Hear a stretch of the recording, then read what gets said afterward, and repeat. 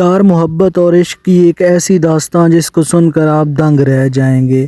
ہیر رانجھا، سسی پنو، لیلا مجنوں اور کئی اس طرح کے عاشق جو خوب بہو اپنی دنیا میں ایک نام روشن کر گئے۔ اس طرح کی یہ کہانی یونیورسٹی کے ایک طالب علم اور ایک اسٹوڈنٹ کی ہے جو آپس میں پیار کرتے تھے۔ لڑکی تمام لڑکیوں میں سے زیادہ خوبصورت تھی اور لڑکا بھی تمام لڑکوں میں زیادہ ترجیح تھا۔ تو جانیے اس ویڈیو میں۔ شادی ان کے لیے کرنا بہت زیادہ مشکل تھی کیونکہ دونوں ہی باعزت گھرانے سے تعلق رکھتے تھے۔ ادھر لڑکی کے ماں باپ بھی راضی تھے، لڑکے کے ماں باپ راضی نہیں تھے۔ لڑکی کے ماں باپ نے کئی بار رشتہ بھیجا اور لڑکی کے والد نے کئی بار منتیں کی لڑکے کے والد کی، لیکن وہ کبھی نہ مانا۔ بیچارے والدین شادی کی کوشش کرتے رہے مگر یہ انکار کرتے رہے۔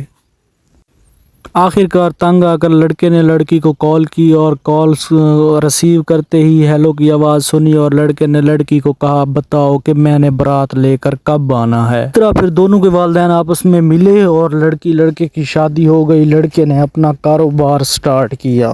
یہ شادی 20 سے 21 سال تک چلی۔ وہاں ان کے 3 بچے ہو چکے تھے اور لڑکی کو اپنے حسن پر بہت زیادہ ناز تھا۔ اس طرح وہ 3 بچوں کے ہونے کے باوجود 45 سال کی عمر میں بھی ایک نوجوان لڑکی لگتی تھی۔ بیچارہ خاوند بھی اپنی بیوی کی خوبصورتی پر بہت زیادہ نازمند کرتا تھا اور تعریفیں کرتا تھا، لیکن ایک دن پھر ایسا ہوا کہ اس کی خاتون کے گردن پہ ایک گلٹی نکلی اور گلٹی پھیلتے پھیلتے ایک ناسور بن گئی۔ جب انہوں نے ڈاکٹر کو چیک کرایا تو ڈاکٹر نے کہا کہ یہ جلد کی ایک گلٹی جو ہے یہ جلد کا ایک کینسر کا باعث بن گئی ہے۔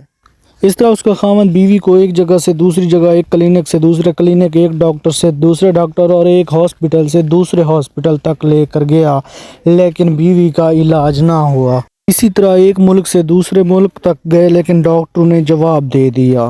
پورا خاتون کا جسم گلٹیوں سے بھر گیا۔ یہ ایک مصیبت کم نہیں ہوئی تھی اور دوسری آفت آن پڑی۔ ایک دن خاوند گھر سے نکلا، کام کے سلسلے کے لیے باہر جا رہا تھا۔ اس کی گاڑی کسی ٹرک سے ٹکرا گئی اور شدید زخمی ہو گیا، جس کی وجہ سے وہ ہسپتال پہنچا تو اپنی بینائی کھو بیٹھا تھا۔ بدقسمتی سے بیوی جلد کی مریض اور خاوند بینائی سے اندھا تھا، یعنی کہ آنکھوں سے اندھا تھا۔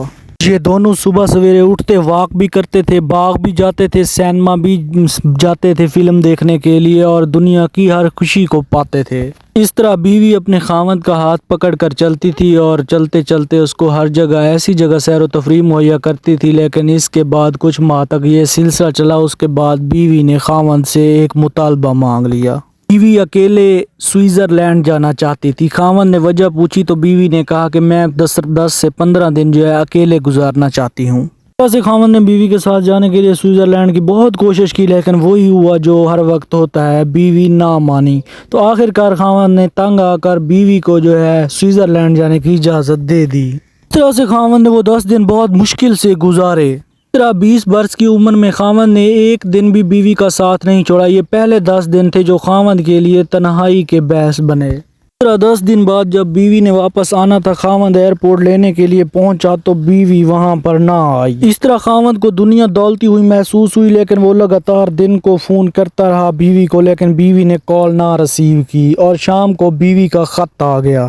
خط آیا، جب خط اس کے بیٹے نے پڑھا وہ ایک خط نہیں تھا بلکہ پوری تحریری قیامت تھی۔ جب اس کے بیٹے نے پڑھ کر سنایا تو پورے خاندانوں کے اوپر قیامت ٹوٹ پڑی۔ وہ خط ہی کچھ یوں تھا کہ اس میں لکھا ہوا تھا، تحریری خط میں یہ لکھا تھا کہ بیوی اپنی مرضی سے جو ہے وہ جا چکی ہے، ڈاکٹرز کی رپورٹس اور سارا کچھ لیتے ہیں۔ کئی دنیا کے ممالک میں ایسے ہاسپٹلز کی جگہ ایسے معاملات بنائے جاتے ہیں جہاں پر وہ اپنی تحریری مطلب کہ تقریر دے کر اقدامات لے سکتے ہیں اور تحریری ڈاکومنٹس لے کر ان کی موت کا تعینات کر کے سائن کروا لیتے ہیں، اور بعد میں ان کو کہا جاتا ہے کہ ایسے لمحوں پر اگر آپ کی موت ان دنوں واقع ہو جاتی ہے تو ہم میں سے آپ کا کوئی ذمہ دار نہیں ہوگا۔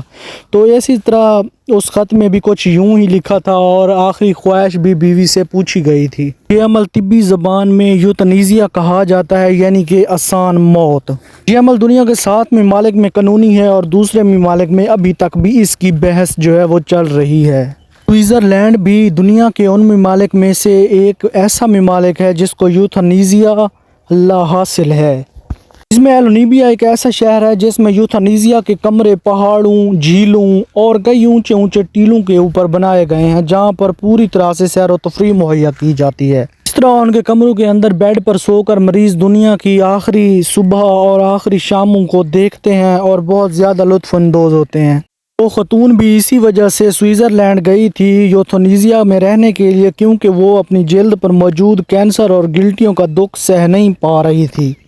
زندگی کے 10 دن اس نے آسانی سے کاٹے اور آسانی سے کاٹنے کے بعد 10 دن کے بعد اس نے اپنی موت کا وقت متعین کیا، جب اس کی فلائٹ نے اس کے وطن کی مٹی کو چھونا تھا۔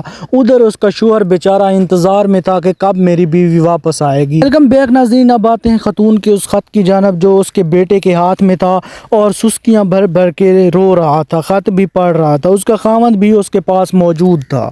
نے جب سر جھکا کر خط کو سننا چاہا تو بیوی نے اس خط میں لکھا تھا کہ جب ہم پہلی مرتبہ یونیورسٹی میں ملے تھے تو میں نے کیا محسوس کیا تھا۔ بیوی نے جب لکھا کہ میں یونیورسٹی میں لڑتی اس لیے تھی کہ آپ سے لڑتے لڑتے مجھے کس دن محبت ہو گئی، وہ دن بھی بتلانے لگی تھی اسی خط کے اندر۔ بیوی نے لکھا کہ یونیورسٹی کے 5 سال کے بعد جب میں اپنی ازدواجی زندگی میں آپ کے ساتھ منسلک ہو گئی، مطلب کہ میں نے 20 سال جو آپ کے ساتھ گزارے اور 3 بچے آپ کو پیدا کر کے دیے، ان کے بدلے میں ان کے احساس کو زیادہ ترجیح دیتی تھی اور اپنی زندگی کا حصہ ان کو نہیں دینا چاہتی تھی۔ جب اس کی گردن پہ پہلی گلٹی نکلی جو کہ کینسر کی متاثر ہوئی اور جلد کو بہت زیادہ خراب کیا جس نے، اس کے بارے میں لکھنا چاہا بیوی نے، تو وہاں پر لکھتی ہے بیوی، یہاں پر بیوی یہ لکھتی ہے کہ آپ نے پہلے بچے جو ہے بورڈنگ سکول میں بھیج دیے تو مجھے بہت برا محسوس ہوا، اور اس طرح سے آپ کی گاڑی کا ایکسیڈنٹ بھی ہوا جس کے باعث آپ زندگی سے مطلب کہ اپنی زندگی میں بینائی کھو بیٹھے تھے۔ بینائی کھونے کے بعد بیوی یہ لکھتی ہے کہ میں زندگی سے تنگ آ کر میں نے ایک ایسا فیصلہ کیا کہ میں سوئٹزرلینڈ گئی، اور سوئٹزرلینڈ میں نے جب زندگی کے 10 سے 15 دن اپنے گزارے اور آپ کو وطن واپسی کا بولا تھا، مجھے معلوم تھا کہ آپ ایئرپورٹ پر میرا ویلکم کرنے آؤ گے، کیونکہ 20 سال کی زندگی میں ہم ایک دوسرے سے جدا نہیں ہوئے ایک دن بھی، تو اسی طرح آپ بے تاب ہو کر بے چینی سے میرا ویلکم کرنے کے لیے واپس ایئرپورٹ پہنچے گئے اپنے بچوں کے ہمراہ۔ آپ کی تو بینائی چلی گئی ہے۔ اس طرح جب شوہر بینائی کھوتے ہوئے ایئرپورٹ جاتا ہے تو ایئرپورٹ پہ ایک اس کو خط ریسیو ہوتا ہے، خط یہی ہوتا ہے جو ابھی بیوی کا خط شوہر پڑھ رہا ہوتا ہے، تو اس پڑھے ہوئے خط میں سے اس کو یہ ظاہر ہوتا ہے، بیوی نے کہا چنانچہ آپ اندھے ہو گئے تھے، اندھے ہوتے ہی میں نے یہ فیصلہ کیا کہ میں دنیا سے رخصت ہو جاؤں تو میرے لیے بہتر ہوگا۔ یہ کہتی ہوئی بیوی کا خط کا اینڈ ہوا اور کہا کہ میرے درمیان اگر آپ کے کوئی غلطی ہوئی ہے تو ان کی سزا میرے بچوں کو نہ دینا۔ تو اس طرح سوئٹزرلینڈ میں اس لڑکی کی ڈیتھ ہو گئی، اور ڈیتھ ہونے کے بعد خاوند شدید روتا ہے اور خط کے اندر یہی لکھا تھا والسلام۔ تو اب دیجیے اپنے اینکر رزو ملک کو اجازت، ملتے ہیں کسی نئی اچھی سی ویڈیو میں۔ اگر آپ ہمارے فیس بک پیج ولاگ ماسٹر پر نئے ہیں تو پیج کو لازمی فالو کر لیں، اور یوٹیوب چینل ولاگ ماسٹر پر نئے ہیں تو چینل کو سبسکرائب کرنا مت بھولیں، تاکہ اس طرح کی سبق آموز ویڈیوز آپ کو ہر وقت بر وقت ملتی رہیں۔ بیل نوٹیفیکیشن کو پریس کر کے آل پہ کلک کر دیں تاکہ ہماری انٹرسٹنگ ویڈیو آپ تک بر وقت پہنچتی رہیں۔ شکریہ دوستو، چلتے ہیں نئے ٹاپک کی طرف۔ آج کے لیے اتنا ہی کافی ہے۔ اللہ حافظ، فی امان اللہ۔